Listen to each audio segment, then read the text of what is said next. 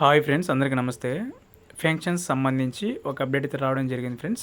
వీళ్ళందరికీ అక్టోబర్ నెల మాసంలో పెన్షన్స్ ఇవ్వకూడదని చెప్పి, నిలిపివేయాలని చెప్పి ఏపీ సీఎం చంద్రబాబు నాయుడు అయితే ప్రకటించడం జరిగింది. ఎవరికి ఇస్తారో, ఎవరికి ఆపేస్తారో ఈ వీడియోలో అయితే డిస్కస్ చేసుకుందాం. ఫస్ట్ టైం కనుక నా ఛానల్ చూస్తున్నట్లయితే లైక్ చేయండి, సబ్స్క్రైబ్ చేయండి ఫ్రెండ్స్. ఇది ఈరోజే వచ్చిన అప్డేట్ ఫ్రెండ్స్. అనర్హుల పెన్షన్ను తొలగించాలి సీఎం చంద్రబాబు.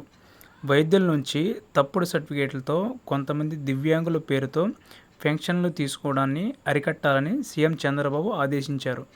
ప్రత్యేకంగా గ్రామ సభలు పెట్టి అర్హులకు పెన్షన్ ఇవ్వడంతో పాటు అనర్హులను తొలగించాల్సిన అవసరం ఉందన్నారు.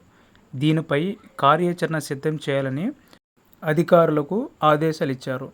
అనర్హులు స్వచ్ఛందంగా తమ పెన్షన్లను వదులుకోవాలని సీఎం సున్నితంగా హెచ్చరించారు. సో ఇది ఫ్రెండ్స్, అంటే చాలామంది అయితే తప్పుడు సర్టిఫికేట్లు పెట్టి పెన్షన్స్ అయితే తీసుకోవడం జరుగుతుంది.